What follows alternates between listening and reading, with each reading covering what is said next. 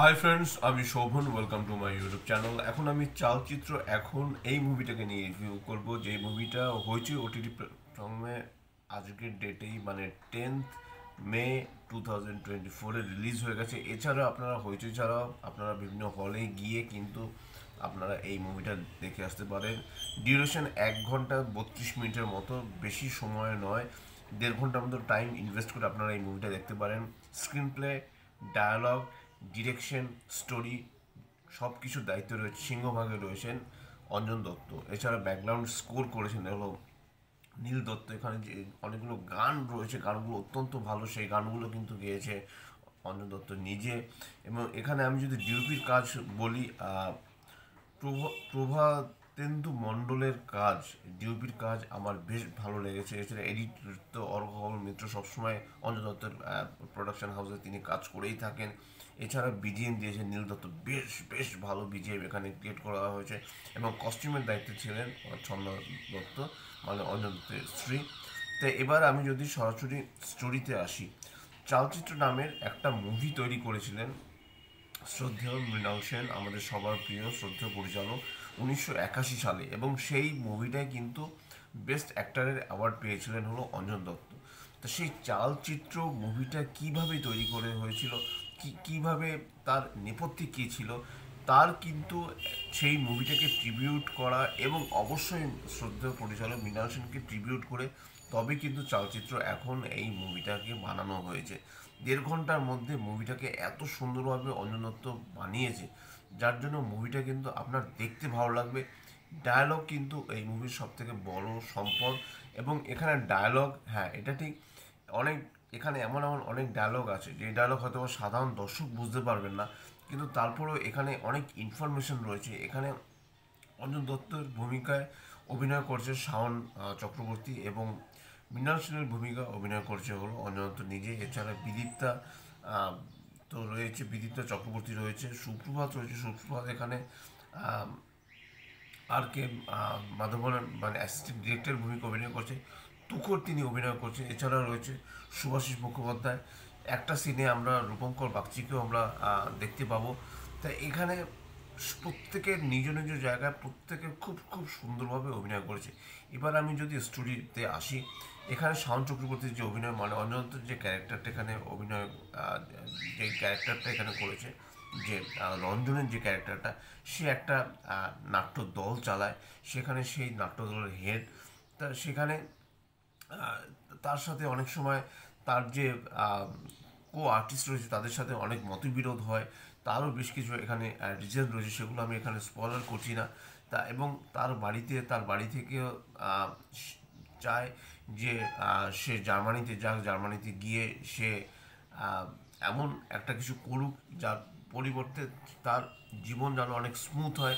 এদিকে কি হয়, এমনই একটা দিন চলে আসে যে স্টেটসম্যানে রঞ্জন, মানে অঞ্জন দত্ত যে ক্যারেক্টারটা, সে একটা মৃণাল সেনের বাড়িতে একটা ইন্টারভিউ নিতে যায়। তা ইন্টারভিউ নিতে যাওয়ার ফলে মৃণাল সেন জিজ্ঞাসা করে, মানে অঞ্জন দত্তের ক্যারেক্টার জিজ্ঞাসা করে, তুমি আমার কী কী মুভি দেখেছো, বা আমার সম্পর্কে কী কী জানো।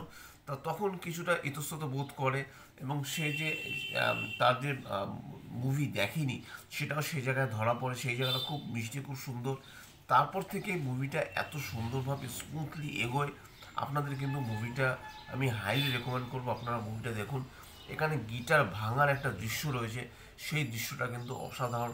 এবং এই মুভিটার যদি কালার প্যালেটের কথা বলি, মনোক্রোমে এবং কালারে দুটোভাবে কিন্তু ভাগ করা হয়েছে। কখনো মনোক্রোমে দেখানো হচ্ছে, কখনো কালার প্যালেট ইউজ করা হচ্ছে। কালার প্যালেট ইউজ করা হচ্ছে তখনই, কালার প্যালেট ইউজ করা হচ্ছে যখন অঞ্জন দত্ত তার যে জীবনী দেখানো হচ্ছে, তার যে বাড়িতে তার ওয়াইফকে দেখানো হচ্ছে।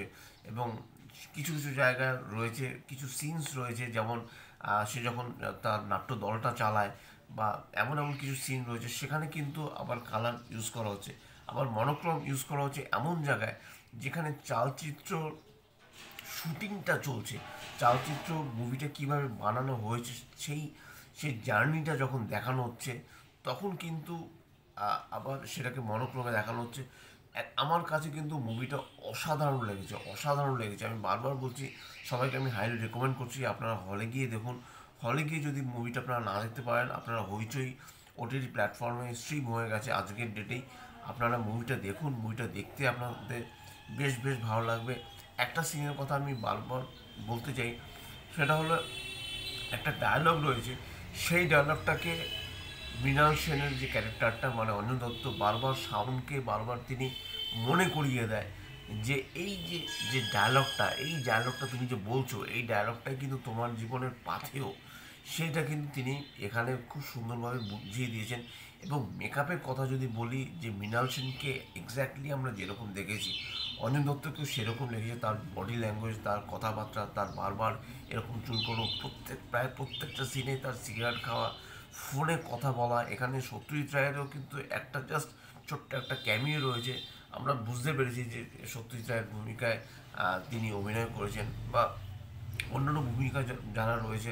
আমি সুপ্রভাতের কথা বলবো, একটা সিন রয়েছে, মদ খাওয়ার একটা সিন রয়েছে, যেখানে সে অঞ্জন দত্ত যে ক্যারেক্টারটাকে বলে যে তুমি তুই এখনই খা এবং পুরোটা খাবি, খা, রীতিমতো ইনসিস্ট করে সেই জায়গাটায়। এবং তারও যে কতটা পাওয়ার ছিল, তা মৃণাল সেনের সাথে তিনি যখন কাজ করেছেন, তাকেও যে সবসময় শ্রদ্ধা করা হতো, বা এখানে আমি সুভাষী মুখোপাধ্যায়ের কথা বলবো, সে অ্যাজ এ প্রোডাকশন ম্যানেজার ভূমিকায় অভিনয় করেছে। সে খাবারটাকে অনেক বেশি গুরুত্ব দেয়। তার কারণ হলো যে যখন মৃণাল সেনের মুভি হয়, সিনেমা যখন তিনি যখন মুভি বানান, তখনই সবাই যে কাস্ট অ্যান্ড ক্রু যারা রয়েছে, তারা কিন্তু বছরে ওই সময়টাই তারা ভালো করে খেতে পারতেন।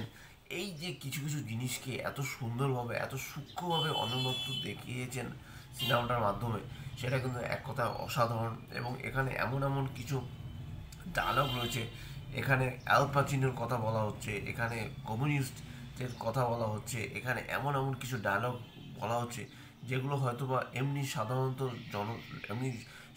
জনসাধারণের জন্য হয়তো বা সিনেমাটা বানানো হয়তো বা হয়নি, কিন্তু তারপরেও বলবো যে জনসাধারণ যদি সিনেমাটা দেখে, তাহলে হয়তো বা তারা বুঝতে পারবে কেন কলকাতাকে ভালোবাসে না রঞ্জনের ক্যারেক্টারটা, এবং কেন কলকাতাকে ভালো না বাসার কি রিজন, কেন রঞ্জনের মধ্যে একটা অন্যরকম একটা দুঃখ কষ্ট রয়েছে। একটা সিনের কথা বলতে হবে, সেখানে সে ফ্যাল ফ্যাল করে কাঁদছে একটা সিনের জন্য। তাকে এমন একটা সিন এখানে করতে হবে, তার চুল কেটে দেওয়া হচ্ছে তার উইদাউট তার পারমিশনে, তখন সে ভেমু করে কাঁদছে। তখন অঞ্জন দত্ত বলছে শাওনকে যে তুমি কাঁদছো কেন।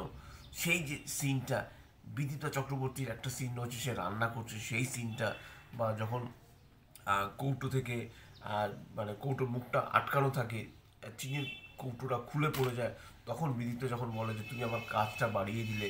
কিছু কিছু সিন এত সুন্দরভাবে বানানো হয়েছে, খুব রিয়েলিস্টিক ওয়েতে সিনেমাটা বানানো হয়েছে। আমি কিন্তু আবারও বলছি, আপনারা সবাই সিনেমাটা দেখুন। এবং চালচিত্র এখন এই সিনেমাটা আবারও বলছি 1981 সালে শ্রদ্ধেয় মৃণাল সেন যে চালচিত্র মুভিটা বানিয়েছিল, সেই মুভিটাকে ট্রিবিউট করে তবেই কিন্তু অঞ্জন দত্ত এই সিনেমাটা বানিয়েছেন। এবং অবশ্যই ট্রিবিউট করা হয়েছে মৃণাল সেনকে।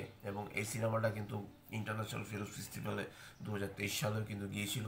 এবং এর থেকে বেশি আমি আর কিছু স্পয়লার দিতে চাই না, আমি এতটুকু বলতে চাই। এবং সিনেমাটিক যে ওয়ে, যে ডিওপির কাজ এত ভালো করা হয়েছে, প্রত্যেকটা সিন খুব যত্ন নিয়ে বানানো হয়েছে, এবং কলকাতা শহরকে এমনভাবে দেখানো হয়েছে, কোথাও গিয়ে মনে হচ্ছে না যে সিনেমাটা এখনকার সময়, সিনেমাটা যেন মনে হচ্ছে আজ থেকে আমরা 30 বছর আগের সেই সময়টাকেই, 30-40 বছর আগেকার সেই সময়টাকে ধরা গেছে। এবং কস্টিউম থেকে শুরু করে প্রত্যেকটা জিনিস খুব সূক্ষ্মভাবে বানানো হয়েছে। আমি কিন্তু সবাইকে আবারও বারবার করে বলছি, আপনারা সিনেমাটা দেখুন, আপনারা হলে গিয়ে সিনেমাটা দেখুন। যদি আপনারা হইচই ওটিটি প্ল্যাটফর্মে অনেকেই হইচই সাবস্ক্রিপশন নাও নিতে পারেন, তারা হলে গিয়ে সিনেমাটা দেখুন। অঞ্জন দত্ত, আমি বলবো সে এত এত সিনেমার ডিরেকশন দিয়েছেন, এত এত সিনেমা তিনি করেছেন। গান এই মুভির কিন্তু বড় সম্পদ, গানগুলো এত সুন্দর, গানের লিরিক্সগুলো এত সুন্দর ভালো, গানগুলোকে এত সুন্দরভাবে কম্পোজিশন করেছেন নীল দত্ত, বা এত সুন্দরভাবে অঞ্জন দত্ত গানগুলো গেয়েছেন। গানের কথাগুলো এত সুন্দর, গানের কথাগুলোর মধ্যে মাধুর্য আছে। এবং সত্যি কথা বলতে সিনেমাটাকে যেভাবে বানানো হয়েছে, প্রত্যেকটা ফ্রেম, প্রত্যেকটা শট যেন কথা বলছে প্রথম থেকে শেষ অবধি। এবং আবারও বলছি, মৃণাল সেনের ভূমিকায় অঞ্জন দত্ত যেরকম ফাটিয়ে অভিনয় করছে, বা অঞ্জন দত্তর ভূমিকায় শাওন চক্রবর্তী যেভাবে ফাটিয়ে অভিনয় করছেন, এবং একদম মুভির শেষে গিয়ে বেশ কিছু অরিজিনাল কিছু ফুটেজ রয়েছে, সেই ফুটেজগুলোও কিন্তু আমার কিন্তু বেশ বেশ ভালো লেগেছে। সব মিলিয়ে চলচ্চিত্র এখন অবশ্যই মাস্ট মাস্ট ওয়াচ একটা ফিল্ম। এটাই ছিল আমার চলচ্চিত্র এখন মুভির রিভিউ। যদি আমার চ্যানেলটা ভালো লাগে থাকে লাইক, শেয়ার, কমেন্ট এবং সাবস্ক্রাইব করতে বলবেন না। আমার চ্যানেলকে ইনস্টাগ্রামের লিঙ্ক, ফেসবুকের লিঙ্ক এবং ইউটিউবের লিঙ্ক আমি আমার ডিসক্রিপশন বক্সে দিয়ে দিয়েছি, সেখান থেকেও আপনারা কমেন্ট করতে পারেন। এবং অবশ্যই এই মুভিটা দেখুন। এই মুভিটা দেখা প্রত্যেকের আমি বলবো দরকার, এই কারণেই কারণ সিনেমাটা কিন্তু একটা জীবনের কথা বলে, একটা সাধারণ একটা ছেলের কথা বলে, যে যেই কষ্টটা বুকে নিয়ে একটা ছেলে, একটা যুবক, সে তার তার অভিব্যক্তিকে অন্যভাবে, তার জীবনটাকে অন্যভাবে দেখাতে চেয়েও দেখাতে চট করে পারে না।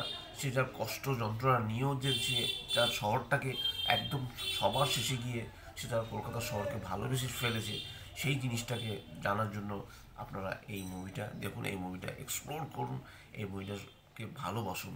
এই বইটা আপনারা মন দিয়ে দেখুন। তারপরে আপনারা হল থেকে বেরিয়ে এসে বা আপনার হইচই থেকে স্ট্রিম হয়ে যাওয়ার পর আপনারা হইচইতে আপনারা মুভিটা দেখার পর আপনারা এটার ভালো দোষ গুণ বিচার করুন। Till then stay tuned. Tata.